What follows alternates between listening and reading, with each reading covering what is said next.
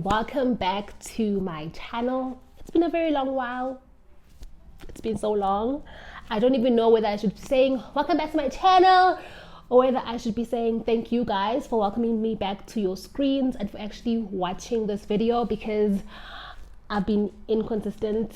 So the fact that you're watching, thank you. So I usually hate it when people come back and they're like, I'm back, because half the time, like, maybe I didn't even notice that they were gone, or you just like, just get on with whatever the video is about.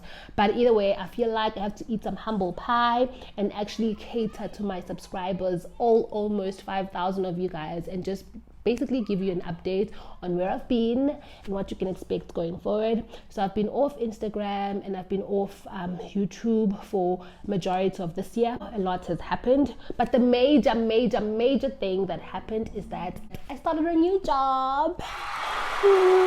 So I left the bank where I trained and actually did my articles to become a chartered accountant, and stayed on and became a chartered accountant. Like, guys, I was at that bank for 8 years to the month.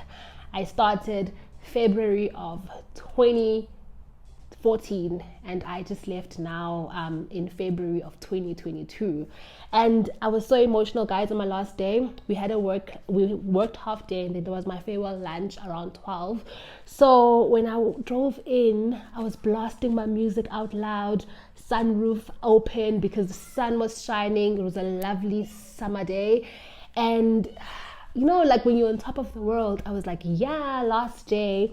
And then I just had this feeling of gratitude. It just overwhelmed me.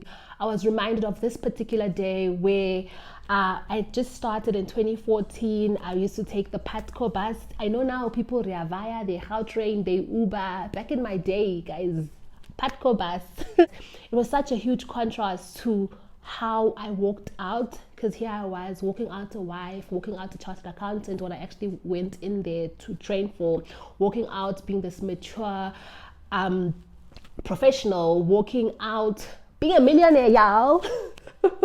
Walking out having a car that's actually maybe inspiring someone else as well. Because I remember I used to, when I was still new in 2014, coming in a Patco bus, whereas like the parking lot basically looked like a car dealership, and not just a normal car dealership. It looked like a luxury dealership.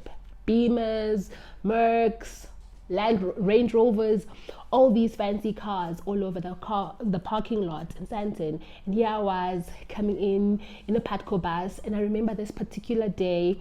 I think I've told the story plenty of times before to anyone who will listen, but it was pouring, like, you know, those days where it's just pouring. It was raining, and I used to take my Patco bus from Randburg to Sandton, and I remember getting onto the bus. It was packed for days. I had to like literally hold on to the pole right by the door, close to the bus driver, because there was literally no space to sit down. The passage was packed. Even the doorway where I was standing, it was packed. So I stood there, because more or less I think everyone was just like, I'm taking it. Even if you usually take a taxi, like, I'm taking the bus, because no one wants to stand around in the rain.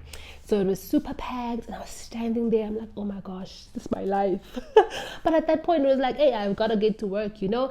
And as soon as people started filing out, then I went further back into the bus. I still couldn't inside the bus, I still couldn't get a seat, mind you. So I was standing there, and I actually regretted losing my spot by the pole, because now I was in the middle of the passage in the bus, and it was stuffy for days because of the rain. Everyone had closed their windows. But besides rainy days, guys, black people just like to close windows, whether it's in a taxi.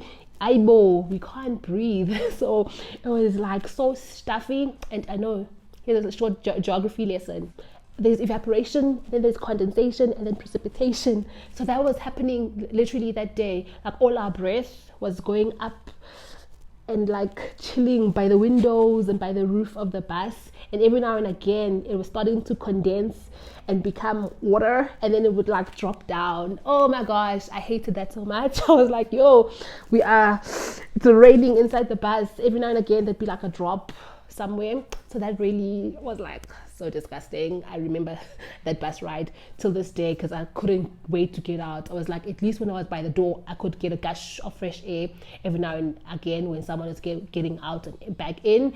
But there in the middle, I was stuck. And every now and again, you have to like dodge a drop. And it was really, really stuffy. And then as soon as I got out, had my umbrella. But you guys know, the umbrella doesn't help. It just helps your head and shoulders, like, okay. But the rest of you just gets wet. So like they like my pants getting wet by the ankles. And when I got in at work, my colleagues like, hey bro, did you park far? Why are you so wet? Mind you, I'm like, child, park what? Because I wasn't even driving back then. And it's not like audit where you guys get in and all your first year you can moan about the weather or you can moan about how difficult it was to get in. No, when you're doing articles at a bank, basically everyone is already an employee. They've been there for quite a while. You are the only trainee in that team or one of only two maybe in that team. So you don't really have people to be like, yo, I know the struggle. Everyone's like, we all driving. I think that actually led to one of my first financial mistakes, which was buying a car too soon. So when I now look in contrast, when like on my last day, I was like, here I am walking out of this organization, dreams fulfilled, chartered accountant in the bag, young professional, lots of skills having been learned along the way. I was a wife, I was a mother. And I can say that because that organization, guys, they supported me even in my motherhood journey. I remember having to express milk for both of my kids when I came back from maternity leave. And like there was mother's rooms, you could take some time and go express during your work day. So I really appreciated that. So as soon as I walked out that day, I was just filled with so much gratitude. And for me, it just hit me because prior to my last day, man, when you're leaving or you're about to start a new job, you're just like, hey, I'm leaving these people, yay, greener pastures, you're just like, usually when you leave Uvela, you on that, I'm done with y'all, upwards and onwards, the future is so bright for me. So I didn't expect to be overwhelmed by the gratitude, but I'm actually really glad that it came over me because it could make me appreciate for what it did, not only with my corporate career, but also like my mom life, because it did support that to a certain extent, and also to the comfort that I now enjoy. Because sometimes, especially as millennials, we are so quick to say, oh, I hate my 9 to 5, all the late hours, we don't even get paid overtime because we're professionals. Yeah, when you're a professional, it's expected that you won't necessarily clock off at 5 p.m. But if the work is not done, then it's just not done and you need to complete it before you log off. And there's this one as well, working for the man, not working for yourself, or you're not building your own empire. There's just so many negative connotations that we've attached to working a 9 to 5. Oh, 9 to 5 will be the death of me, all of those things. And it's fine. Granted, if you want to get out of the rat race, then by all means work towards getting out and making sure that you flourish, running your own business or being financially independent in whatever way. But just while we're there, I think it's important for us to practice some form of gratitude, because there's people who actually are literally unemployed, and some are even unemployable because they don't have the skill set to be employed, because those are not the skill sets that are in demand in the market. So if you have found a market that has found you to be of value and is willing to compensate you for that, I think that's something amazing, and that's something to be celebrated. If you take anything from this video, just take that it's so important to always exercise a little bit of gratitude, especially when you are employed and when you're in a country like South Africa where the cost of living is increasing exponentially and our salaries are not, and a majority or a lot of the people are unemployed. So I just found myself, having a little moment of gratitude. And have there been disappointments along the route? Of course, many of them. So many. If I had to tell you the disappointments that I've had in corporate, novel, like I'd write a whole novel, but that's not what it's all about. So right now, when I look at everything holistically, I'm like, no man, the disappointments pales in comparison to the quality of life that I've been able to enjoy because of my job. So I'm grateful and cannot wait for what the new chapter holds for me. To answer where I've been in these few months, I've been focusing on my job. You know, I want to excel in it, and I really want to focus, because I do feel like my career has been slightly disturbed because I was quite focused on motherhood as well in the beginning. So now I'm in these years where I'm growing my family, but I also want to grow my career as well. So I've really been focusing on my role, trying to excel, make sure that I learn as much as I can and that I soak in the new environment, and just, yeah, I'm like a sponge right now, learning and soaking everything in. And another thing that I've really been focusing on while I've been away on YouTube and Instagram, it's my family, my kids. Like, they're in those formative years, man. They're 3 and 5. So it's, you know, Zulu city manzi, which means you mold your kid while they're still young. You know, like a stick, while it's still wet, a branch, whatever, it's malleable. You can kind of bend it, but once it's grown, it's hard. If you try any form of bending, it will break. So for me, I'm at that point where I just want to make sure that I build strong character, children with a strong character, children who can stand up for themselves, children who are kind, who are loving. Just basically, I'm trying to work on building a really good value system for them.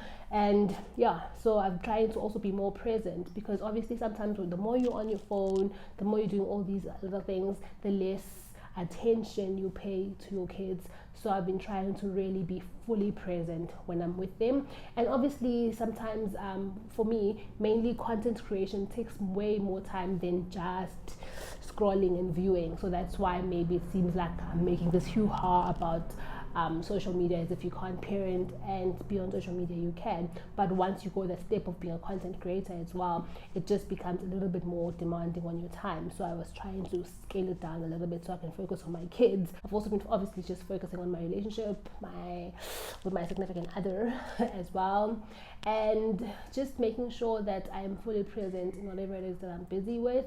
And also my spiritual growth, I've been focusing on that, reading the Bible more, like journaling more. I listen to a lot of self-development, and I try to just like soak it all in and just keep learning. I've also been focusing on my home. My home is very dear and special to me.